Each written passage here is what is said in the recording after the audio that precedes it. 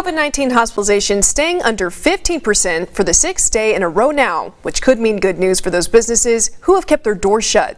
One of those is the Paramount Theatre. Our Jessica Rank is live downtown. Jessica, hopefully an exciting week for the Key City's historic theater.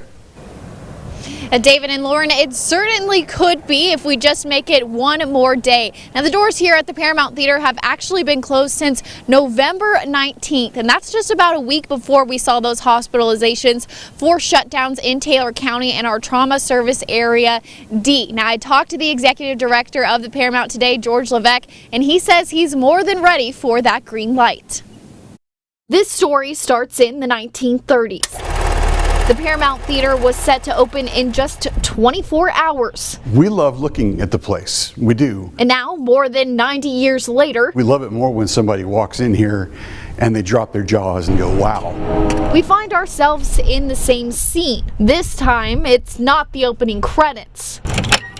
George Levesque has spent the last almost 2 months as one of the few characters left in our story. The staff still comes into work. We walk in, we get to our desks, we check our email, and then sometimes it's a struggle to come up with things to keep you busy. So far, this story's about a historic theater anticipating another rush to the ticket booth. But in the last week, when we hit 7, we go from level 6 to level 5. Our movie plot thickens here on day 6. And we open our doors that morning. But just like every movie has a hero, they also have villains. And in this case, the only thing stopping the Paramount from opening its doors, the economy's taken a real hit with all of this, is COVID-19. We haven't beaten it yet. More people know somebody who's been in the hospital.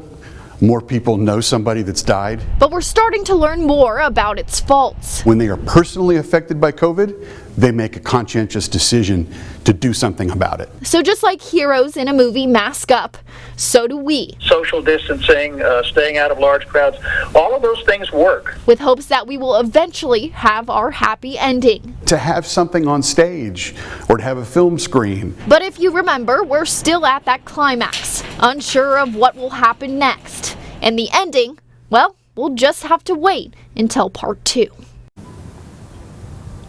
Now, Taylor County Judge Downing Bowles will make that decision. He is the deciding factor in that. He says he plans to reopen businesses on Thursday. Of course, that is contingent on if we do stay under that 15% tomorrow. But that's the very latest from downtown Abilene. Reporting from the historic Paramount Theatre, Jessica Rank, KRBC, Abilene's local news. Okay, thank you, Jessica.